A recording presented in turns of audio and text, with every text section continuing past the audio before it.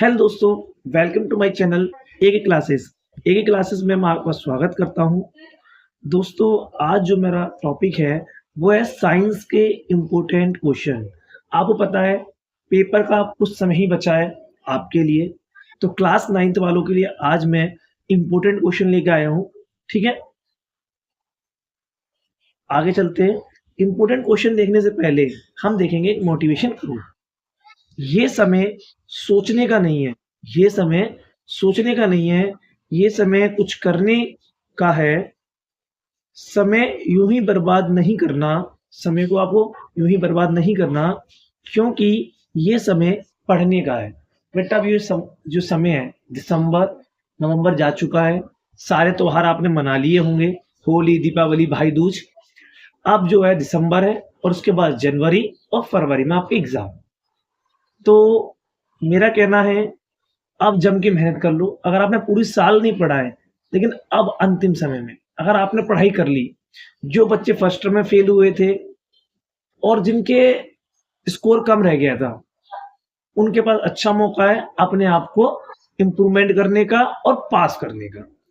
तो ये मौका ना जाने दें, क्योंकि समय कभी वापस लौट के नहीं आएगा। आएगा, लेकिन वो कब आएगा? 2025 में। ठीक है, ये बात ध्यान रखना। डेट, मंथ और साल ये वापस आएंगे, लेकिन कब आएंगे? 2025 में। और समय भी आएगा, लेकिन ये वाला समय नहीं आएगा जो आपके पास है। ठीक है, तो वीडियो को ज्यादा लंबी ना करते हुए चलते हैं आगे। चैप्टर आगे पीछे होंगे, आप उनको क्या कर लेंगे? अरेंज कर लेंगे अपने अनुसार। चलते हैं आगे। ठीक है, पहला चैप्टर है आपके हमारे आसपास के पदार्थ। क्या चैप्टर है? हमारे आसपास के पदार्थ। ठीक है, विज्ञान का। इसमें आपको ये इंपॉर्टेंट क्वेश्चन तो सारे ही हैं, लेकिन मैं उसमें भी से भी इंपॉर्टेंट मार्क कर देता हूँ। एक तो आपको ये वाला याद कर लेना, गुब्बारे में कौन सी गैस भरी जाती है। ठीक है, पदार्थ की 3 अवस्थाएं कौन सी हैं? द्रव्य, ठोस, गैस। ठीक है, तापमान का अंतरराष्ट्रीय मात्रक क्या है? ठीक है, ये इसमें से हो गए। बीई सी का फुल फॉर्म क्या है? पदार्थ किसे कहते हैं? जो मैं मार्क कर रहा हूं इन्हें आप कर लेंगे। पंचतंत्रों के नाम। ठीक है, वैसे तो एमसीक्यू आएगा, ऑप्शन आएंगे, तो आप इन पे एक बार नजर मार लेंगे तो वहां आराम से सिलेक्ट कर लेंगे ऑप्शन को। ठीक है, पदार्थ की किस अवस्था में कणों के मध्य सबसे अधिक आकर्षण बल होता है? ठीक है, ये आप याद करेंगे। एलपीजी सीएनजी की आपको दोनों को फुल फॉर्म पता होनी चाहिए। ठीक है, वीडियो को पॉज करके स्क्रीनशॉट ले लेना और आराम से उतार लेना। ठीक है, तो उसकी पीडीएफ भी आपको मिल जाएगी। बर्फ का गलना कितना होता है?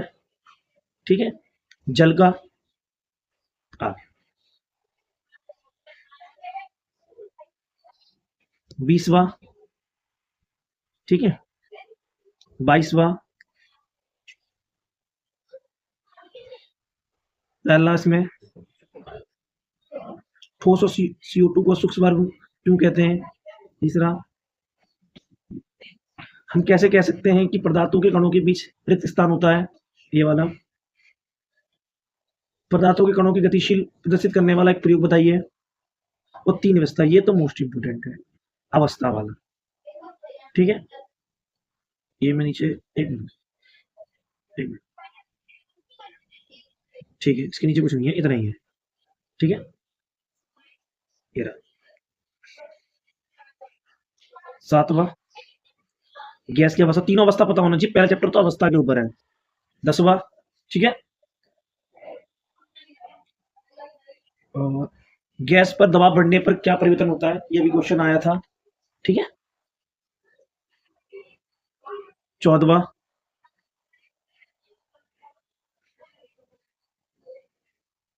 आगे चलते हैं। गैस के संपीड़ित के अधिक होने से कोई 3 उपयोग लिखिए। ठीक है, ये वाला बताएंगे आप। ये मोस्ट इंपोर्टेंट है, यहाँ से क्वेश्चन आता है कि ठोस से द्रव्य में जाने को क्या कहते हैं? ठीक है, गैस को द्रव्य में जाने को क्या कहते हैं? अगर गैस से हम द्रव्य में जाएंगे या द्रव्य से गैस में आएंगे, तो इसलिए इंपोर्टेंट आपकी बुक में सपोर्ट में दिया हुआ है, तो इंपोर्टेंट मार्क कर लेंगे। ठीक है, तीनों अवस्था आपको पता होनी चाहिए, एमसीक्यू में आएगा आपके। गर्मियों में सूती वस्त्र क्यों पहननी चाहिए? 19वां। ठीक है, ठीक है, इसको ठीक है, इतना ही है। चलिए आगे। ठीक,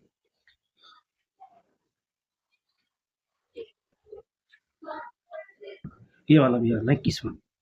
ये पहला चैप्टर खत्म हो गया, इतने करने हैं। तो इंपॉर्टेंट सारे थे, लेकिन जब भी मैंने उसमें से आपको छाँट दिए, ठीक है? दिक्कत ना हो। अब आ जाओ 5वां, जीवन की मौलिक इकाई। देखो इतना बड़ा चैप्टर है, उसको तो कितना छोटा कर सकते हैं, ज़्यादा छोटा नहीं कर सकते, क्योंकि कोई पता नहीं है, एग्ज़ामिनर कुछ भी पूछ ले उसके मन में। 2 शिफ्ट में पेपर बनना है, एक मॉर्निंग में बनना है और एक इवनिंग में बनना है। तो मैं दोनों को लेके बना रहा हूँ, क्योंकि उसको बनाने कितने क्वेश्चन, कम से कम 30 से 32 क्वेश्चन इसमें बनाएगा वो, और 30 से 32 क्वेश्चन इवनिंग वाले में बनाएगा। तो इतना मटेरियल तो आपके पास होना चाहिए ना, कि कोई सा किसी के शिफ्ट में कोई पेपर आ जाए, तो किस दिक्कत नहीं होनी चाहिए कि पेपर कहाँ से आ गया, ठीक है? और भी हम रिवीजन कर लेंगे। प्रश्न 1, ठीक है, इंपॉर्टेंट है। एक कोशिका का नाम पता होना चाहिए, अमीबा, एमसीक्यू के लिए, ठीक है? एमसीक्यू के लिए तो आप एक नंबर वाले सारे पढ़ लेना एक बार, ठीक है? बाकी मैं जब भी लगा दे रहा हूँ अपने हिसाब से पढ़ कर, ठीक है?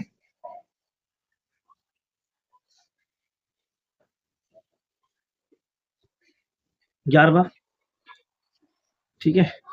क्लोरोप्लास्ट पढ़ लेना, ल्यूकोप्लास्ट दोनों, ठीक है? प्लाज्मा झिल्ली किससे बनी होती है, ठीक है? ये पता होना चाहिए, ठीक है? 19वां, केंद्र के चारों ओर पाए जाने वाले दोहरी परत का स्तर क्या कहलाता है? क्रोमोजोम किससे बने होते हैं? ये इंपॉर्टेंट है, ठीक है? तो मोस्ट वो वाला लगा दे, मोस्ट। प्रियोरिटी इक्वालिटी मैंने दोनों सपोर्ट में लगवा रखी है, ठीक है? 23वां भी। आर ई आर की फुल फॉर्म क्या है और एस ई आर की फुल फॉर्म क्या है, ये भी इंपॉर्टेंट करने सब है जो टिक मार रहा हूँ, तो मैं कहीं कहीं लिख दे रहा हूँ इंपॉर्टेंट, जो ज्यादा ही मुझे लग रहा है कि ज्यादा ही मोस्ट इंपॉर्टेंट है। गोल्जी, गोल्जी उपकरण करके दो कार्य पता होना चाहिए आपको। एटीपी की फुल फॉर्म इंपॉर्टेंट आ चुकी है पेपर में, एटीपी का पूरा नाम आया था, ठीक है? तो आपको पता होना चाहिए। दो कोशिकाओं के नाम बताइए जो स्वयं डीएनए है, माइटोकॉन्ड्रिया, ये आपको याद होना चाहिए, ठीक है? नेक्स्ट, कोशिका विभाजन किसे कहते हैं? ये प्रश्न नंबर पहला, कोशिका की खोज के बारे में क्या जानते हैं, किसने की थी? सब जानते हैं। स्टार्ट में दे रखी है, रोबोट हुक ने की थी 1665 में, स्टार्टिंग में। कोशिका का सिद्धांत क्या है, ठीक है? ये वाला ध्यान देना, ठीक है? कोशिका क्या है, कोशिका की आकृति पर आकार के बारे में क्या समझते हैं ये, ठीक है? ये चित्र आपको पढ़ के जाने सारे, कोई भी चित्र आता है एमसीक्यू में तो आप कर सके, ये यहाँ लगा दो स्टार्ट, ठीक है?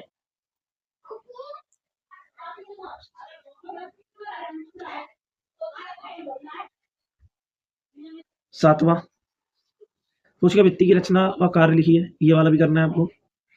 प्रसरण, डिफरेंस तो कोई सा ही नहीं छोड़ना आपको, ठीक है? डिफरेंस आएगा ही आएगा आपके पेपर में, आप कौन सा आएगा ये नहीं है, दोनों शिफ्ट में अलग अलग हो सकता है। कोशिका में ऑक्सीजन गैस किस प्रकार पहुंचती है, ठीक है? और अगर मेरे को रहा तो मैं एक सीरीज भी कर दूंगा, इनको एक एक बार एक्सप्लेन भी कर दूंगा, ठीक है? केंद्र के कोई 4 कार्य लिखिए, ठीक है? ये भी इंपॉर्टेंट है, इसका डायग्राम आ सकता है, उसके सारे नाम पता होना चाहिए आपको, कहाँ पे कौन सा है। 19वां, 20वां, ठीक है? आगे 22वां, राइजोसोम्स क्या है, इसके कार्य, मोस्ट इंपोर्टेंट, ठीक है? और 21वां आगे कर लेंगे, ठीक है? इसको बस पढ़ लेना आप, इसको मैंने पढ़ने के लिए डाल दिया आपके लिए, ठीक है? अब आते हैं परमाणु की संरचना, चैप्टर नंबर 4। चैप्टर नंबर 4 में क्या क्या है, किस किसने कौन कौन सी खोज की, वो तीनों पता होनी चाहिए, ठीक है? थॉमसन की मॉडल की तुलना किससे की गई थी, ये पता होना चाहिए,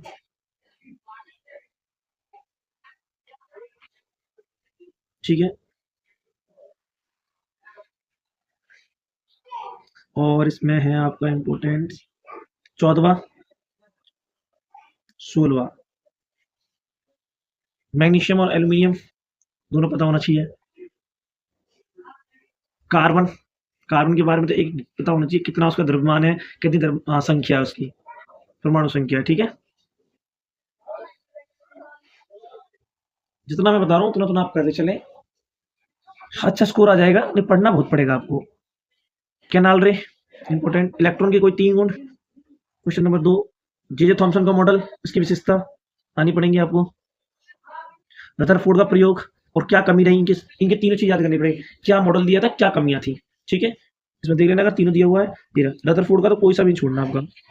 परिणाम क्या थे, ये तीनों में से कोई एक आएगा, मोस्ट इंपोर्टेंट, ठीक है, ये ध्यान रखना। ये पढ़ लेना बस आप, जिस पे स्टार मार्क कर रहा हूँ पढ़ना है आपको, एक बार देख लेना, उस पर नजर मार लेनी है, इस पर भी नजर मार लेना आप एक बार।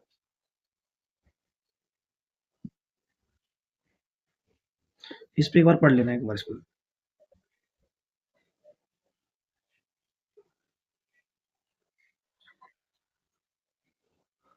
ठीक है।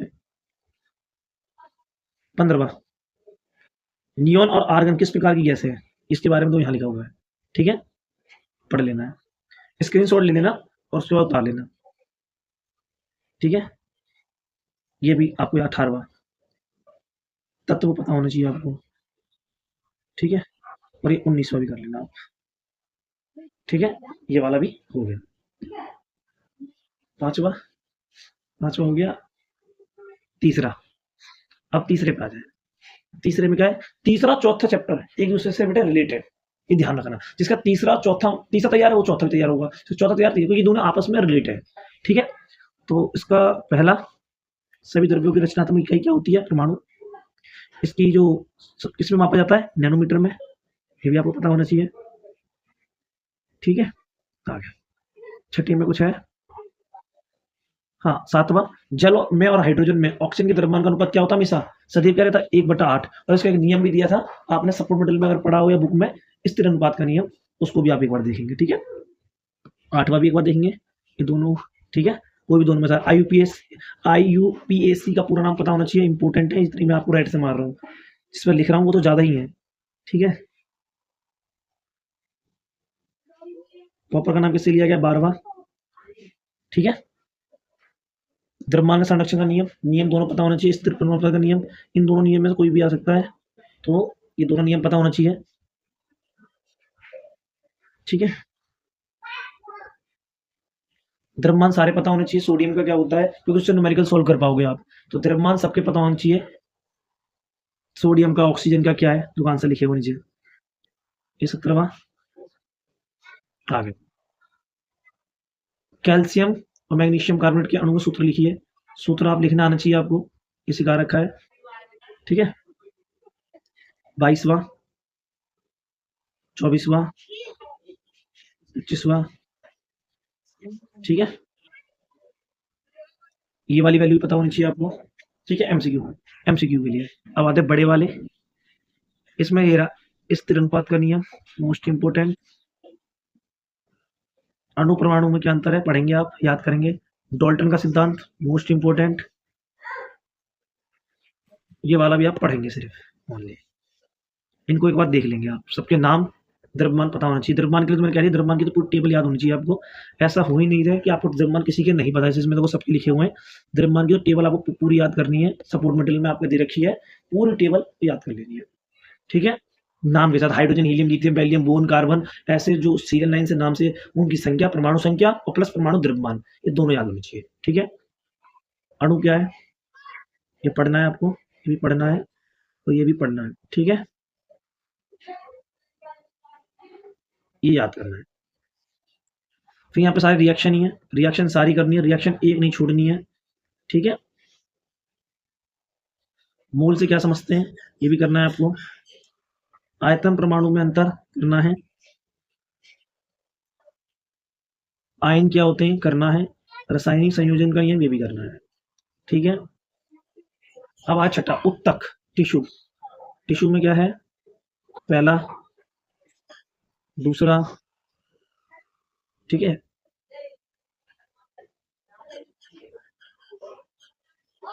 पांचवा, ठीक है, छठा, सातवां, ठीक है, सातवां हो गया, आगे चले। आगे बात करें पौधे और जंतु के ऊतक में एक विशेष अंतर क्या है? तो चलें आगे। आगे बात करें पौधे के मूल वृद्धि का क्या कारण है? इसे नहीं करना, ये वाला करना। सरल स्थायी ऊतक के विभिन्न प्रकारों के नाम पैरेन्काइमा, कोन्काइमा, स्टेनोकाइमा, ये आपको पता होना चाहिए। ठीक है, एपिडर 19, जाइलम के बारे में पता होना चाहिए। ठीक है, इतनी बात क्लियर है यहाँ तक? चलो आगे। रुधिर 23वां पता होना चाहिए। उस ऊतक का नाम बताइए।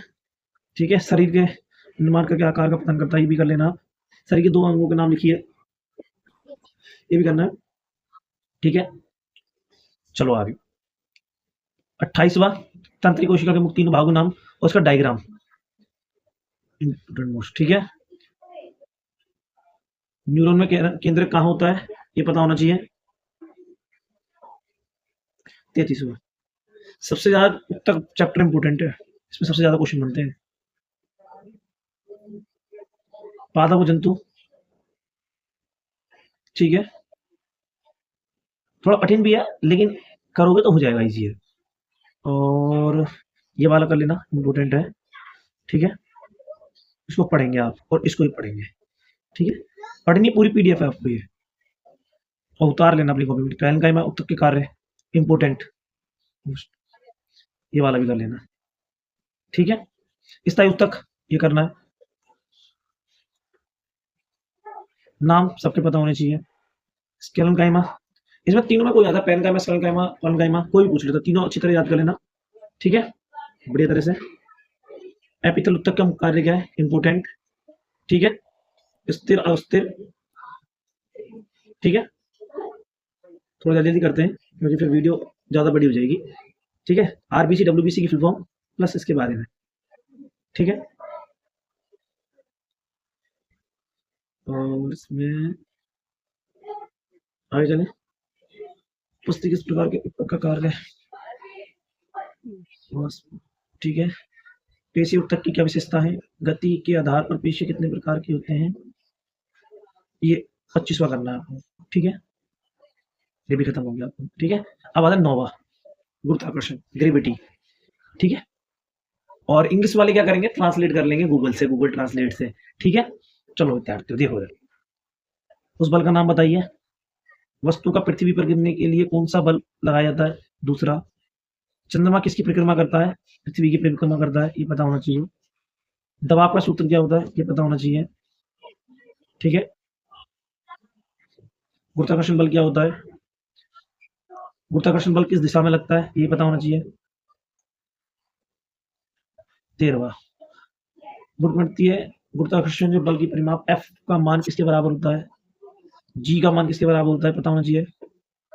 किस ऊंचाई तक पृथ्वी की वस्तु गिरने तक दर क्या होनी चाहिए? ठीक है,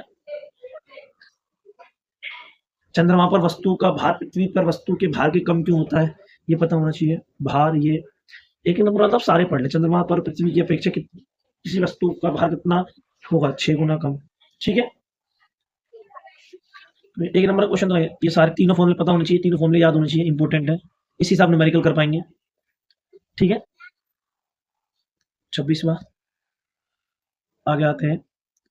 बस इतना और रह गया, जो 24 पेज है। ठीक है, गुब्बारे पर सुई चुभाने पर फट क्यों जाता है?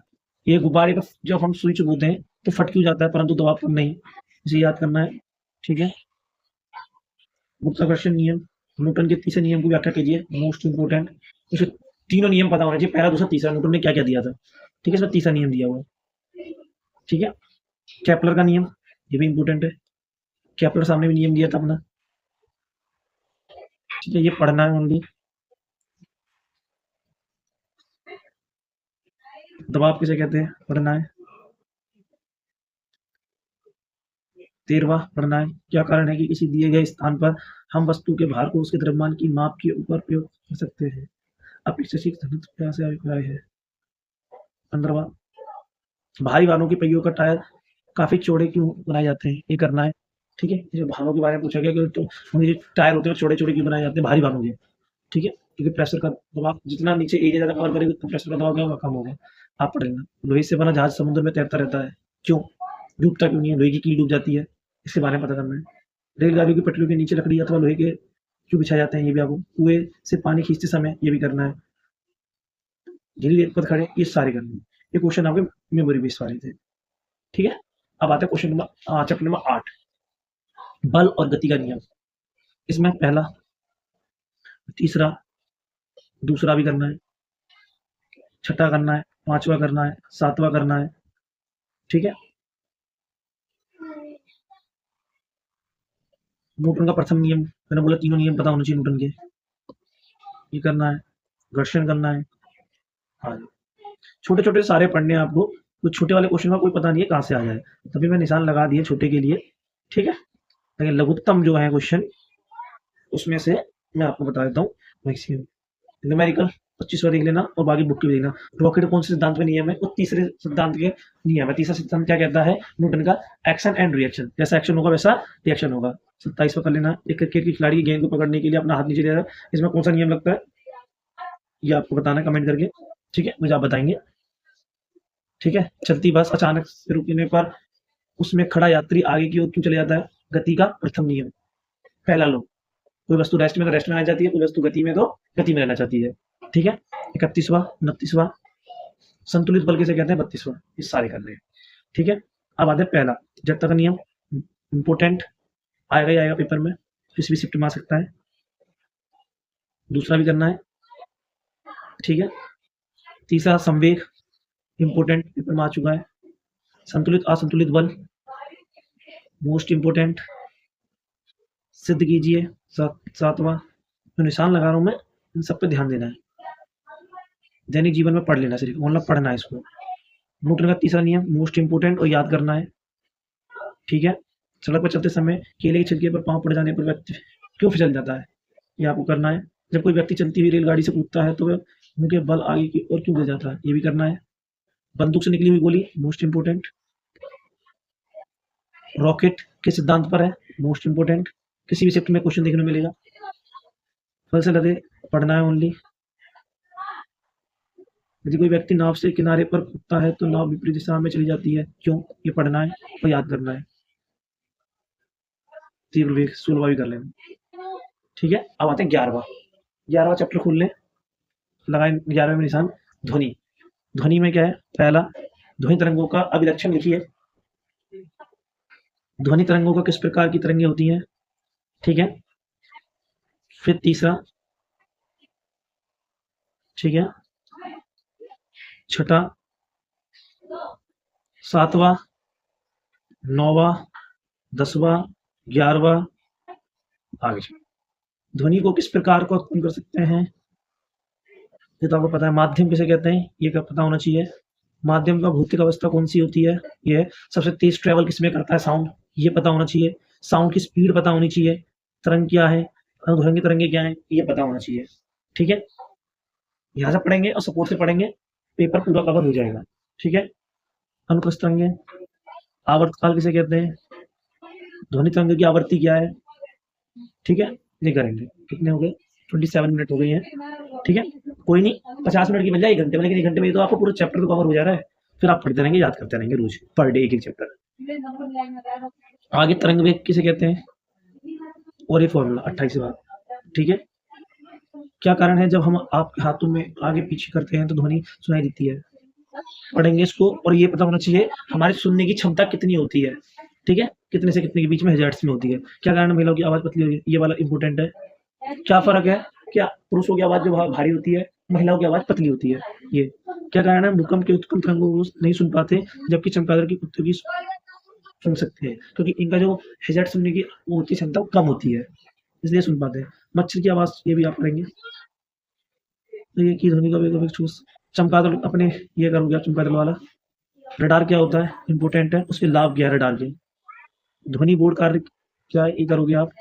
ध्वनि में बूम किसे कहते हैं, ये करोगे आप। ठीक है, इनको पढ़ोगे बस दोनों को। ठीक है, स्टार मार्क करें, पढ़ना है। ठीक है, किसी वस्तु पर सदा दो बल लगते हैं तो एक बस बल, ये करना है आपको।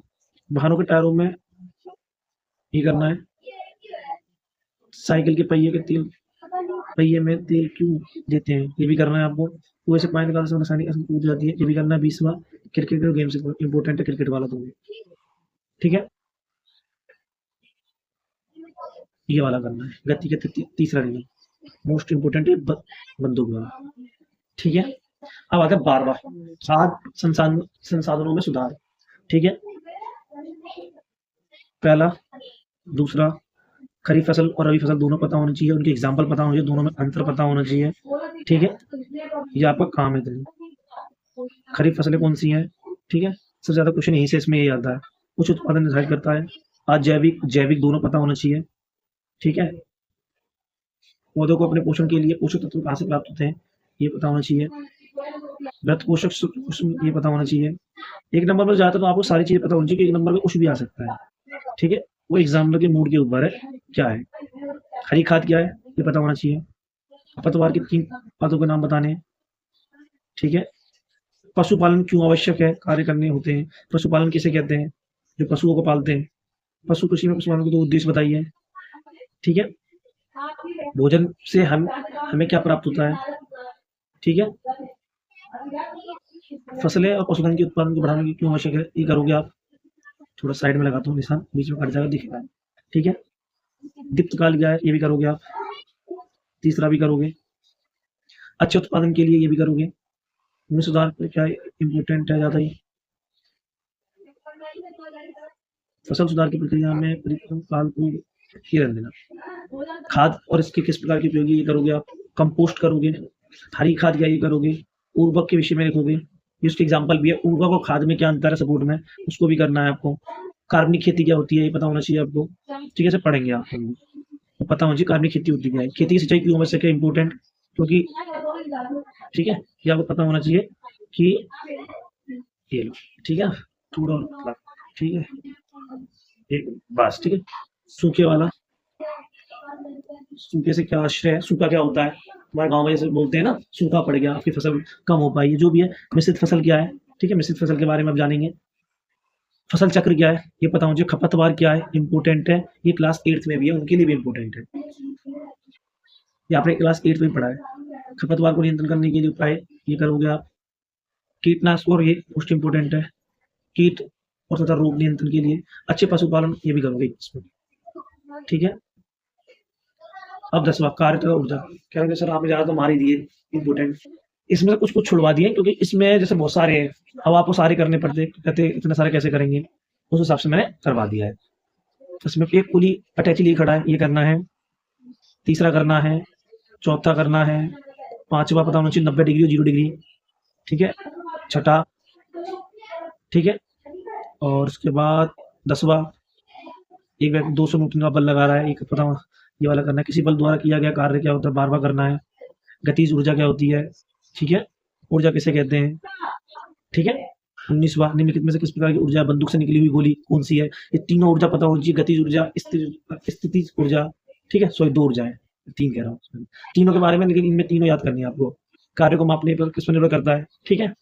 कोई भी कार्य होने के लिए आवश्यक 2 दशाएं कौन सी हैं, ये पता होनी चाहिए। ऊर्जा के लिए सबसे बड़ा प्राकृतिक स्रोत क्या है, सूर्य। किसी वस्तु में ऊर्जा में हानि और ऊर्जा में वृद्धि कब होती है। ठीक है। ये सारी आपकी ऊर्जा है, 6 की 6 इंपोर्टेंट, इनके बारे में और इनकी नाम आपको पता होना चाहिए। ऊर्जा के संरक्षण का नियम क्या है, 1 किलोवाट को परिभाषित कीजिए, ये पता होना चाहिए।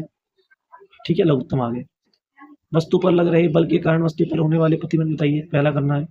बल धनात्मक और ऋणात्मक कब होता है, ये करना है। कोई कुली अपने सर पे, ये इंपॉर्टेंट है, कुली वाला। कोई कुली अपने सर पे, उसको कोई वस्तु निर्भर करती है, उसको रहने देना। शक्ति किसे कहते हैं, पता होना चाहिए। गतिज शक्ति, गतिज ऊर्जा किसे कहते हैं, ये पता होना चाहिए। ये वाला होना चाहिए इंपॉर्टेंट। ठीक है। इसे पढ़ेंगे आप ओनली। ठीक है। फर्श पर चाबी बिखरी, ये करना है। किसी वस्तु को अधिक ऊंचाई तक उठाने पर अधिक समय तजर्बा करना है। ठीक है। अब आ जाओ दूसरा चैप्टर। ठीक है। इसमें एक चैप्टर नहीं होगा सिर्फ, बाकी सारे हैं। ठीक है। सारे चैप्टरों पे इंपोर्टेंट लगा दिया है, और मेरे हिसाब से वीडियो भी हुई होगी आपकी 34 मिनट्स की हुई है। ठीक है। चलो इसके बाद विलय, विलियन क्या है, नीलम ये पता होगी छोटी छोटी चीज, पेट्रोलियम, वायु, ये भी 8वां कर लेना, 9वां कर लेना। ठीक है, समांगी विषमांगी में अंतर इंपॉर्टेंट है, अभी मार्क करा रहा हूं। ठीक है, किसी भी शिफ्ट में आ सकता है। वाष्पीकरण को प्रभावित करने वाले कारक इंपॉर्टेंट करने हैं, 12वां करना है। ये वाला आया था इस बार फर्स्ट टर्म में, ओ शिट, एक मिनट, ये वाला पेपर में आया था अभी फर्स्ट टर्म में। ठीक है, इंपॉर्टेंट है। ठीक है, दोनों का अंतर पता होना चाहिए, पढ़ना है आपको, ये भी पढ़ना है बस ओनली। वाष्पीकरण की विधि किसे कहते हैं, ये कर लेना। क्रिस्टिकलन, ये इंपॉर्टेंट है, मोस्ट इंपॉर्टेंट, मोस्ट लगा लो बस, इसको पढ़ लेना आप ओनली। ठीक है, ये पढ़ेंगे आप। ठीक है, इसको पढ़ेंगे, इसको पढ़ेंगे। ठीक है, इसको तो याद इंपॉर्टेंट मार्क करो क्योंकि अंतर आ सकता है इसका इस बार। ठीक है, एक मिनट, लगाओ इंपॉर्टेंट। ठीक है, और इसको भी इंपॉर्टेंट लगा लो, ऐसा करो इसे भी इंपॉर्टेंट लगाओ। ठीक है, क्योंकि ये 2 ही क्वेश्चन इसमें रह गए, ये 2 ही क्वेश्चन इसमें कर लो, अब आपका हो गया खत्म। ठीक है, एक चैप्टर नहीं है, चैप्टर के मैं लगवा दूंगा आपको। ठीक है, चैप्टर नंबर है वो 7। ठीक है, 7 चैप्टर के नहीं लगाए हमने, बाकी सारे चैप्टर लगवा दिए हमने। Chapter 1, chapter 2, chapter 3, chapter 4, chapter 5, chapter 6, chapter 7, sorry chapter 7 तो नहीं लगवाया हमने, चैप्टर फिलो हो गया ना, chapter 8, chapter 9, chapter 10, chapter 11, chapter 12। ठीक है, यहाँ होता है हमारा दी एंड। ठीक है, मिलते हैं नेक्स्ट वीडियो में। ठीक है, अगर वीडियो अच्छी लगी हो तो वीडियो को लाइक करें, सब्सक्राइब करें और शेयर करें, और कुछ करें ना करें लेकिन इतना काम जरूर करें कि अपने एक फ्रेंड को जिसको वीडियो की नीड है उसको शेयर जरूर करें। ठीक है, इतना काम जरूर करें।